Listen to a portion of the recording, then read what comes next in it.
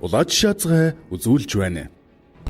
За ингээд дараагийн бичлэгээрээ энэ бичлэгийг үзэх өглөө багууд их өдөр өд донд орой шүний мэндийг хүргье та бүхэндээ. За ингээд манай дараагийн уншиж сонирхолтой зүйл маань юу вэ гэхээр хүний сүнс жинтэй байдаг үгүй тухай. Эхний ээлжинд би танаас сүнс байдаг үгүй тухай ярьсан шүү дээ.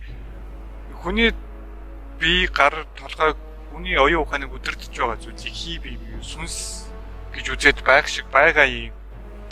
За тэр дэмирх яах вэ? Сүнс гэж байдгүй. Та нар юу гэж бодож байна? Байдаг бол байдаг, байдгүй бол байдгүй гэж хэлээрэй. Гэтэ би юу бол байдч магадгүй, байхгүй ч магадгүй гэж боддог. За байдаг бол хүний сүнс жинтэй эсэх тухай.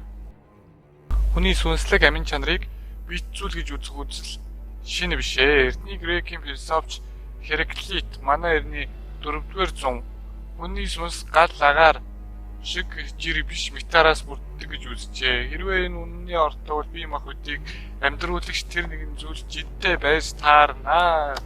НАСА техникээр ажиллаж байсан өдгөө энергиээр эмчлэх чимээ олон улсад алдаршаад буй Барбара Бернанд хүний дотор гэрлэн бие буюу аурог хүртэл жинтэй гэж үзсэн байдаг. Бинээс гадна аялсан намаараа алдартай эрдэмтэн Роберт Монро хүний хоёр дахь биеийг мөн ямар нэгэн метараас бүрддэг лавтай эмээд нүүрс төрөгчийн суурьтай амьд организмтэй ижил жинтэй гэж таамагласан байна. За. Сүнслэг чанар үнэхээр жин татдаг бол хүн бүр дэлхийн соронзон орнд дотоод энергиэрээ татагддаг гэсэн үг. Үүнийг судлах ухааныг неотик буюу дотоод оюун судлал гэнэ. Анхны неотик судлаачдын нэг Бунка Мактугал 1866-аас 1920 он хүртэл амьд байжээ. Сүнс жинтэй үгүйг тогтоох түүхийнхээ анхны судалгааг 1997 онд хийжээ. Сүрьегээр өвдөж сүүлчийн өдрөө хүлээж байсан 6 өвчтнийг тэрбээр өөд болохоос өмнө дөнгөж амьсгал хураасныхаа дараа жинсэн байна. Хоёр жингэн харьцуулахад удаахан ялгүй бага байсан бөгөөд өвчтний жин өөрчлөгдсөнийг сүнс жинтэй хэмээн тайлбарлахаас өөр аргагүй гэж Мактугал үзжээ. Түүний тогтоосон талигачдын жин амьд ахуйн жингээс дунджаар 21 грамаар бага байдаг байна. Тэгэхээр хүний сүнс буюу амь 21 грамм гэсэн үг. Мактугалын энэхүү судалгааны төвд 1997 онд Америкийн анагаах ухааны сэтгүүл хэвлэгдсэн бөгөөд тэр дэрвд олонний мэтгэцээний сэдв болжээ. Инженер Мактугалыг төвшүүлсэн саналыг сүнстэй холбоос үзүүлж амьсгал хураа амгц хүний хаагч спинктерний болон аарцэг яс мөн сүүжний булчин агшдаг нь амьгүй өнгөн болдог гол шалтгаан хэмээгээд биеийн ус хөрж ууршдаг жинд бас нөлөөлдөг гэжээ. Харин булчин агших биеийн ус уурших нь олон цаг үргэлжлэдэг. Дөнгөж амьсгал хураас үүний биеийн жингийн өөрчлөлт гагцгүй сүнстэй холбоотой гэсэн байр суурь Мактугал хамгаалсаар байлаа. Түүний саналыг дэмжсэн Нидерландын физикч Мальта ван Зельсберг ван Зельснер 1920 онд хүний үйл үзэгдэгч буюу дотоод бие дунджаар 1.6 мм-ээр өргөсөж 8 мм-ээр агших чадвартай гэж үзсэн байдаг. Тэднийг наривчлан тогтоосноор сүнслэг шинж буюу амин агаараас 176.5 дахин өнгөн бичид атмос бүрддэг бөгөөд дунджаар 69 г жин татдаг гин. Энэ үед тачиргалтай таамаглал тасралтгүй байцаар неотик судалгааны ухаан 1988 онд хүний сүнслэг амин чанар яг харахгүй жинтэй хэмээн хүлээн зөвшөөрсөн байна. За 1988 онд неотик судалгааны хамгийн өргөн хүрээтэй хамгийн олон хүнийг хамраасан судалгаа хийжээ. Зүүн Германы эрдэмтэн Марти Фишер, Беккер Мартинс нар өглөө хүлээж байсан 200 гаруй өвчтнийг амьсгал хураахын өмнө болон хойно жинлэхэд хоёр жингийн зураг хүн бүрт яг ижил буюу ч одоо хийд гэж унших юм бэ? 0.10,000-ийн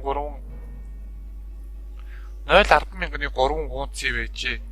Энэхүү судалгаа мөн хил ам дагуулж мэрэгчлэтнүүдийг талцуулсан бөгөөд тэр үед Францын нэрт патологч Жерард Войсер үгсэн хүний уушигдах агаар хормын төрөгийг болдог жинхэнэ өөрчлөлтийн гол шалтгаан хэмээсэн байдаг. Өнөө хүртэл үргэлжилж буй уг маргаанд Франц Германы эрдэмтэд голдуу татагддаг бөгөөд сүнс жин татдаг бол жохом ямар метараас бүрддэг вэ гэсэн асуулт эднийг хамгийн их талцуулдаг. Үүнд хариулт олох болон эрдэмтэд таамаг дэвшүүлснээс сүнс энергиэс бүрддэг дэлхийн дөнгөж үүсний дараа бий болсон харанхуй бие мандлын энерги хүн төрүүлж шингэсэн сүнс болжээ гэсэн санаа үнд хамгийн ойр гэгдэн олонний анхаарал татдаг байна. 4 тэрбум гаруй жилийн тэртээ хар цэвэн организмдээс бүрдсэн амьдралын их болсон гин. Энэ энерги буюу бүх дэлхийг холбогч хэрэгч хүчний их усүр мөн бүрдүүлжээ. Тэгэхээр Хераклитийн таамаглал үнний ортой гэсэн үг. Хүний сүнсийг гал агаар шиг бүтцтэй юм таамагснаас үзвэл тэрээр энерги хилж байсан болтой. Гал агарын аль цэвэн бүтцтэй билээ. Хүний бие махбод бол нүүрс төрөгчд суурилсан организм.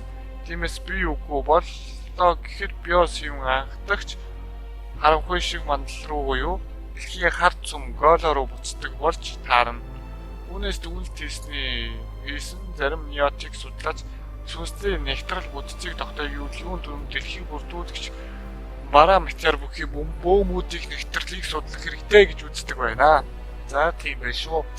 За иймэрхүү байлаа. Анхааралтай баярлалаа. За би сая юу ярих гэж.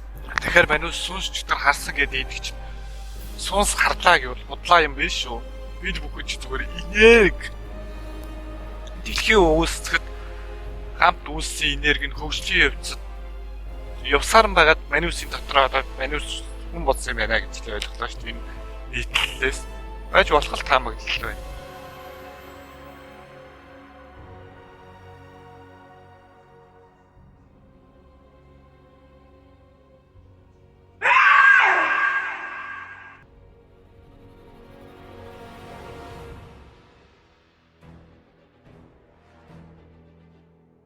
Та илүү их сонирхолтой мэдээлэл үзхийг хүсвэл манай сувгийг subscribe дарж дэмжээрэй.